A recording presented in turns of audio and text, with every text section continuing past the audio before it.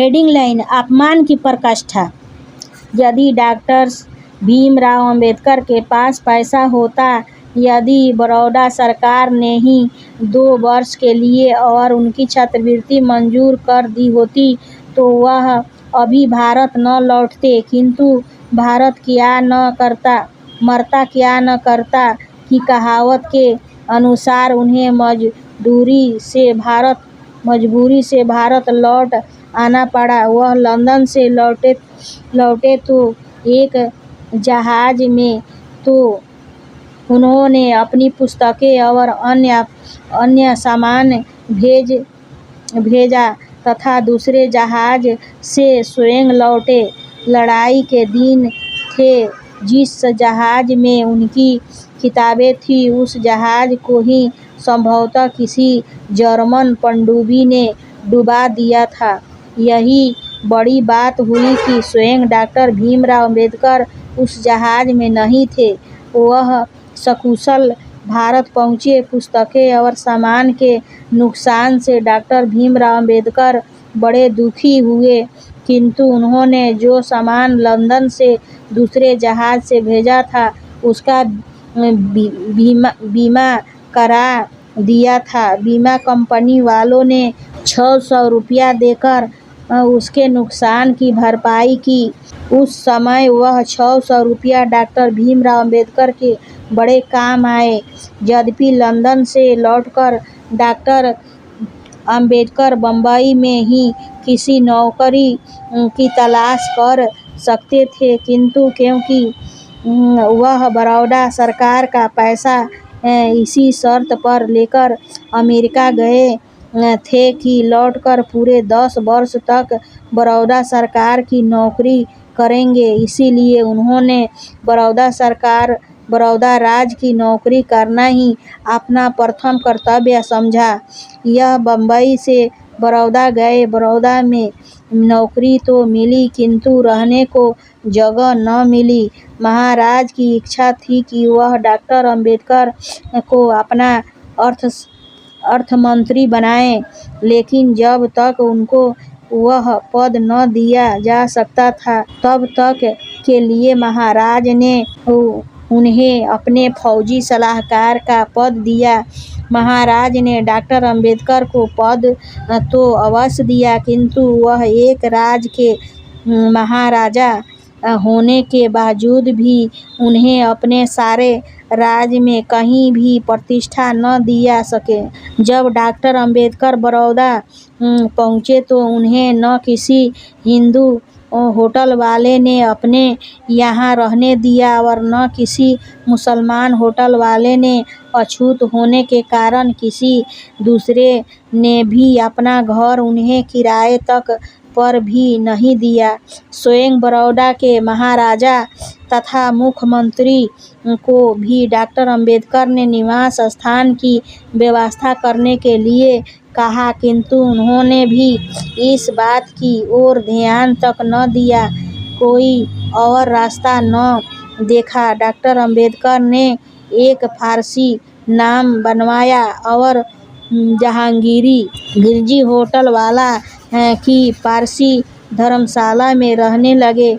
क्योंकि महाराजा डॉक्टर अंबेडकर को अपना अर्थमंत्री बनाना चाहते थे, इसीलिए यह आवश्यक था कि वह सभी विभागों की जानकारी प्राप्त करें। परंतु जब सरकारी विभागों के सरकारी नौकरों को पता लगा कि महाराजा एक पढ़े लिखे महार को ले आए हैं और उसे उनके सिर पर बिठाना चाहते हैं, तो उन सब में कानाफूसी शुरू हुई कि अब क्या किया जाए।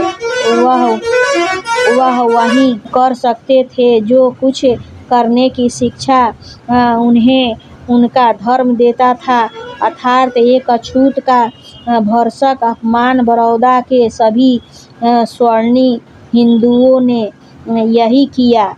कहावत है कि साज तो बोले सो बोले, वह छलनी भी बोले।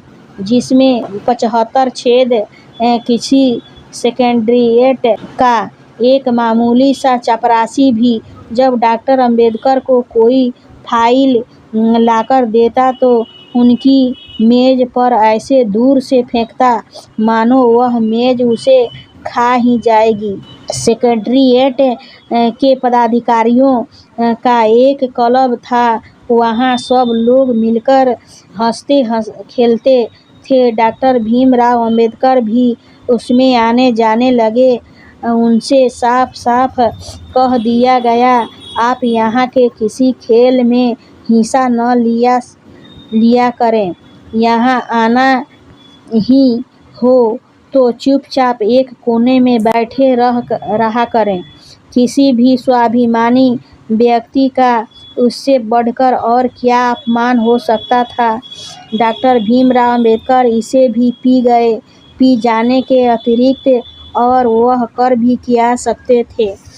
उनकी हालत ऐसी ही थी जैसी 32 दांतों के बीच बिचारी जीभ की होती है। बड़ौदा में यह बात सर्वत्र फैल ही गई थी कि महाराज एक पढ़े लिखे मनहार को ले आए हैं और उसे कोई बड़ा ओहदा देने जा रहे हैं। ऐसी हालत में डॉक्टर भीमराव अंबेडकर अपने बनावटी फारसी नाम के साथ भी कितने दिन किसी धर्मशाला में ठहरे रह सकते थे। पारसियों को पता लग गया तो उन्होंने एक दिन लाठियां लेकर उस धर्मशाला को आ घेरा। तब क्या हुआ उनका पूरा वृत्तांत स्वयं डॉक्टर भीमराव अंबेडकर के कल्याण की एक सार्वजनिक सभा में सुनाया था। वह बोले, मुझे बड़ौदा में किसी भी हिंदू या मुसलमान होटल में रहने की जगह नहीं मिली। तब मैंने एक फारसी धर्मशाला में फारसी बनकर रहने की ठानी। विलायत से लौटने पर मेरा रंग चिट्ठा गोरा था। धर्मशाला के चौकीदार ने मुझे पारसी नाम 2 रुपया रोज पर धर्मशाला में रहने देना कबूल किया था। मेरा यह पारसी बनकर उस धर्मशाला में रहना अधिक दिन छिपा न रहा। एक दिन 15-20 पारसी हाथ में लाठियां लेकर आ पहुँचे। उन्होंने आते ही पूछा, तुम कौन हो? मेरा उत्तर था, हिंदू। उनका इससे समाधान नहीं हुआ। उन्होंने हल्की तुमकी शुरू की और मुझे तुरंत जगह खाली करने के लिए कहा। मैंने मनोबल से काम किया और उनसे 8 घंटे की मोहलत मांगी। कहा 8 घंटे के भीतर जगह खाली कर दूंगा। उन्होंने मुझे उतनी मोहलत दे दी।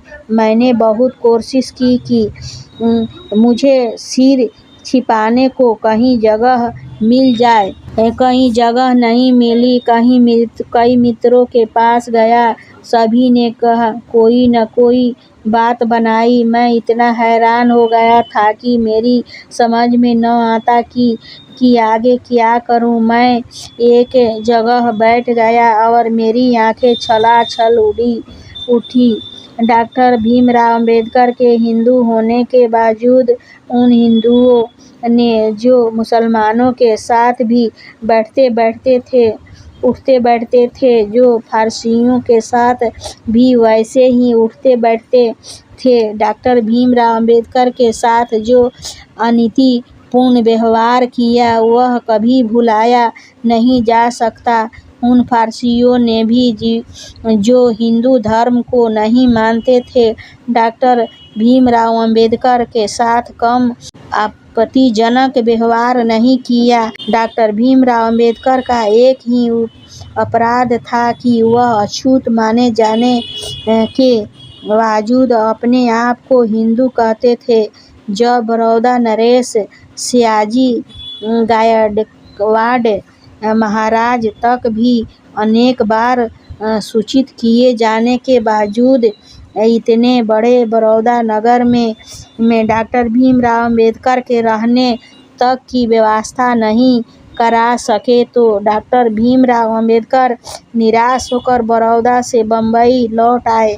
महाराज एक उदार नरेश थे उसने इसमें संदेह नहीं, किंतु थे तो वह भी हिंदू ही। जब डॉक्टर भीमराव अंबेडकर बम्बई चले आए और वहीं बस गए तो बड़ौदा के अधिकारियों ने शिकायत की कि डॉक्टर भीमराव अंबेडकर अपने वचन से मुताबिक सरकारी नौकरी में नहीं रहे। इसे कहते हैं जले पर नमक छिड़कना। जय भीम, नमो बुद्धाय।